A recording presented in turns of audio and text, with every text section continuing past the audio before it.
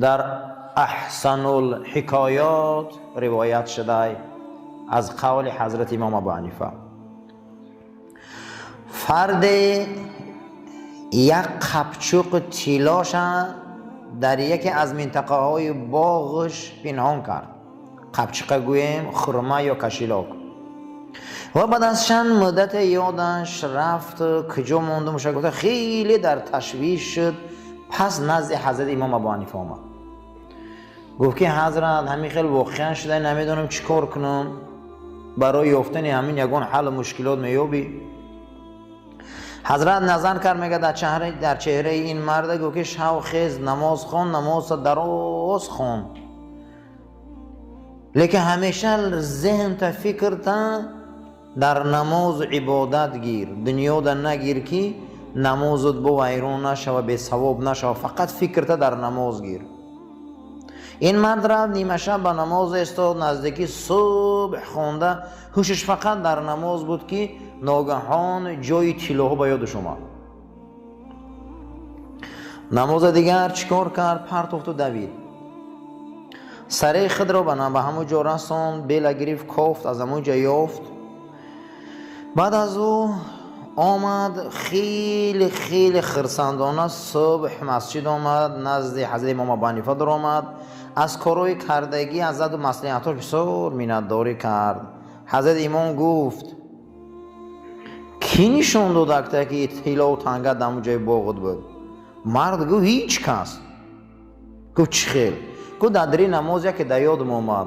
حضرت میگه تبسم کرد، گفت ابلیس آورده یاده. همین درین نمازو در یک فکر رو در سرت میبی حیران میشی، یک نقشه رو در سرت میبی حیران میشی، در کجا بودن نمیدونی، نماز سلامتی همه شاید میبروی بو. گو همون وقتی که فکر دامون بود، تو گفت چی قدر اکنون گفتم که کارت فقط چی دگیر خدا دگیر که نمازت باید خدایی باشه. اینم اومد نظر کرد و فکرش پرتاب ضعیفیت هم تلاوت بود، جای تلاوت در فکر داور داد. آیا شیطان ما را فراموشی ده میبیاره یا نه؟ سوال.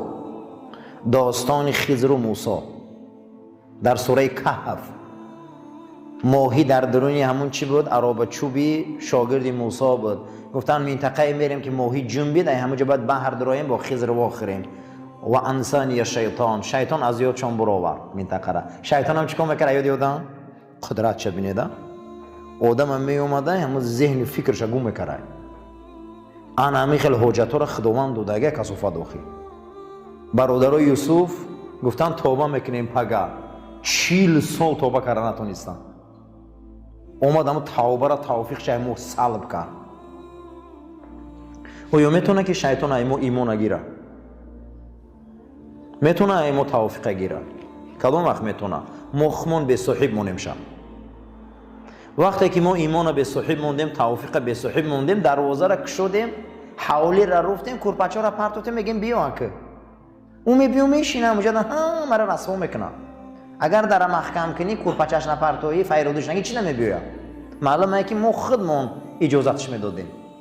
هیچ کس گناهگار، هیچ کس نگه به گناهی و نمازش نخونده، بیچاره حکای جمعه را نمیدونه، این نه همه شای به خود شای، همه شای به خود شای، سازنده خود شای. او میتونه که این مسجد بیاید، چرا نمیبیاید؟ خودش راه داده ابلیسش ده و میخواد که اوزی قرآن سر کنه، چرا نمیکنه؟ خودش راه داده ابلیسش ده. هیچ محل پروردگار یگان انسان به فقر جهنم نمیبره. میگم من این نیکی رو در پیشت ماندم، گفتم انتخاب کن. تو خودت انتخاب کردی، خودت دوزخ تا ساختی، خودت میره. در قیامت هیچ کس حکمش نمیخونن، کتابش میبیارن در دستش چیکار میکنن؟ میتیم میگن خودت بخون حکم در برو. یعنی که خیلی خدا قوی بوده محکمش، شاهی در کار نیست. میگم اگر بود همونجا دعوا کردی من شاهیدو میبیایم. آورده میدادن نامه اعمال تا میگن بخون کجاش که محقول نیست، کجایش میگه که نه اینجا این خیلی نیست و ما شاهدا رو دعوت میکنیم. خودت حکم خودت میبرورده. دیگه که انسان خودش حکم خودش بروره، انسان در روی جنایتش که قبلی متهم بشوه میگن خودت حکم خودت برور. چی میگم اونجا ده؟ خداوند همین خلق قیامت محکمه داشت است که ما خودمون حکمونا میخوندیم. همه را میبیاره میگم ها حق. بعد از او حضرت امام گفت کاری شیطان بود که دماغش آورد در سینه مالید و یادت آمد. مرد حیران شد، گفت به خدا قسم میخورم که من نماز ما خالصا لیلو به خاطر خدا نیت کردم خوندم، چیکار داره ابلیس در بین نمازی من و من؟ حضرت گفت میدونم خالصا لیلو برای خدا بود، اما شیطان دید که لذت عبادت پروردگار در تو چشانده است. اکنون تو لذت عبادت یافته استی، اکنون تو فهمیده استی که نماز شب چی بوده، اما که دید که تو این کار لذت چدیده استی، پگه اکنون شیطان هم میپرتوی کار خدا را سخم قپی در حال آمده قریبه که تو لذت یافته است بدی. ملائک لذت توبه و توفیق در تو داده سبد، شیطان هم آمد از همون حسش در تو پرتو که تیلو در فلان جای تو پرتوفتی رفتی لذت هم چکار کرده که پرتوفتی رفتی. برادرای یوسف توفیق توبه از اونها گرفت.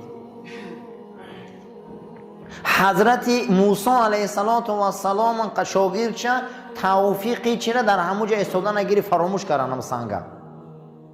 با درجه این چنان نیروی داره که می آمده است فکری ما را میخونده، فکری ما را میخونه، این آنم که نیروی این ایواز میکنه، ما را به ذهن میکنه، ما را کن ذهن میکنه، توفیق از ما دور میکنه کثیف. میگه دید که تو در نماز اشتیاق درفتی دیگر لذت دیدی، گفت که ببین که نکنه ایره همه قبل من میمونم، در حال همون فکر تیلا را پرتو درته. اگر یک شب این لذتت درک میکردی که یگان محل دیگه سراغی دنیا عمل دنیا نمی اومدی، وقتی دید که این کارا رسواگی دار، دید که رسوا میشم، آمد برای تو همون را چیکار که در یادت انداخت تا تو را این نمازت قطع کنه. همین خیلی قطعت کرد که رفتی همون مقصد تمامی بویگری تا پیدا کردی، از فردا تو دیگه نماز نخونده، یک نمیخونی، خود میبره، یعنی گرفت. حضرت عمر پرسیدن که خداوند چخل فهمیم که توفیق مونه گرفته است؟ گو اولین نشانه ای که خدا توفیق میگیره این نماز شبه. کسی نماز شب نداره خدا توفیقش گرفته است. خدا کدام وقت کدام علامتش، یکم علامتش بده عزیزان، یکم علامتش همین بده که خداوند ما توجه نداشته نسبت توفیق هدایت ما، کسی نماز شب نداره. حضرت عمر هم میپرسن که چخل فهمیم که خدا توفیق ما را گرفته است؟ گو اولین توفیق الهی نماز شب، همین اگر امتای رسول نداشته باشن توفیق ندارن. پیغمبر صلی الله علیه و سلم گفتند که ای دنیا سه چیز دوست می‌دارم، زن، پرفیومریا. دید که میل مردم در دنیا کشول شد، گفت دو نوری چشم این پیغمبر در نماز شب. چشمای ما چوبا روشن نیست که حقیقت ببینیم، ما نماز شب نداریم. چوبا چشمای ما زور نیست که ما آینده بینی کنیم، نماز شب نداریم. چوبا چشمای ما زور نیست که مسئله را حل کنیم، فهمیم، زیرک باشیم، نماز شب نداریم. در حالت شب پروردگار بسیاری پرده ها را میبرداره، ما بسیاری چی را میبینیم. ما نماز شب نداریم. هر کسی که نماز شب نداره اولین حالتی که خداوند توفیقش گرفته سبده این نماز شب سر نشده. این نماز چی عزیزان؟ شب. خشا به حال آدمایی که نماز شب دارن. کسی نماز شب داره و بنده خداه. یکی از خصلت‌های بنده‌های خدا چی بوده است؟ دیرو در جمعه هم گپ زده بودیم. یکی از خصلت‌های عباد الرحمن بنده‌های خدا کی بوده است؟ در خصلت‌هاشون یکم گفتن عباد الرحمن بنده خدا کیست؟ سوال می‌شود. عباد الرحمن کیه؟ بنده. بنده خدا. باز همینجا میگم بنده خدا که همه دست می‌بردارن. هم خلاص یا نه عزیزو؟ الحمدلله من بنده خدا میگم. نه تو بنده خدا نیستی جنجال میکنن قدید. نه من بنده خدا، بنده خدایم. عباد الرحمن کیه؟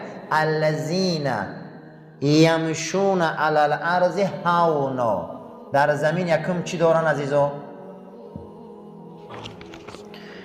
دنیا را می جماند امیرالمومنین عمر ابن خطاب. دنیا ابلیس می لرزید، دنیا و امپراتورا می فهمیدن، می ترسیدن، قلباشون ای دهانشون می برآمد. وقتی می دیدنشان می گفتن که در دستش 5 تنگمونه، می خواست قصرش ای طلا میکرد، میخواست دنیا امپراتوری روم میلرزه. برای عمر هدیه ها روی میکنه، میبیاین میگن قصر خلیفه در کجا های، قصرش در کجا های، قصرش در کجا های، کیه یاردم چشم را قصر برن، این شطور اسباد اما هدیه آوردیم. صحابه میخنده که ما خیلی عمر نداریم، چه خیلی قصر، ما خیلی عمر نمیشناسیم. بعد از اون میبیان میگن اوخی ما دمی هدیه امپراتوری روم گراکل. و میگن هی همون خرما را دیده؟ میگن بله. میگه همون طرف میگن در سایه خرما سایه خدا خواه. وقتی میرون که همون اساش موندگی و در بالای دستش تکیه کردگی امیرالمومنین خواه. دنیا با داراییش با تمام چیز برای بنده و امت رسول الله هیچ چیز باید نباشه. پیغمبر صلی الله علیه و سلم میگه الفقر فخری، فقر فخری منه. کدوم فقر؟ به همین لباسی و به خونگی و به دری همین؟ نه عزیزم، نه، این نیست. فقر این نیست در اسلام. کدام فقر؟ فخر رسول الله بوده. کدام فقر؟ معنیش این بوده است که همه این دنیا را ابدی ندون. ماشین ابدی نیست، بچه ابدی نیست، زن، کسی همه چیز دنیا را ابدی نمیدونسته و فقیر بوده است. پیغمبر گفته انا همین قدیم فقط بهشت. آیا همین گپ راسته یا نه؟ همین چیز دنیا ابدی قدیمون میره یا نه؟ باور کنی نه؟ نمیدونم یکی از همون سیگانا رو نشان دادن، در این گوش ماشین در آورده است. این پیغمبر نباشه ما چیکارایی نکنیم. گور کند از طلا، در این گور ماشین در آورده است. یک تا از همین آخران مدل‌های تویوتا را مونده که یکی ما بودوی همین سوار میشم بود دیگه جو میرم. او تو مردی خلاص، دنیای تو خلاص شد دیگه. توی درجه را عقیده را ببینید.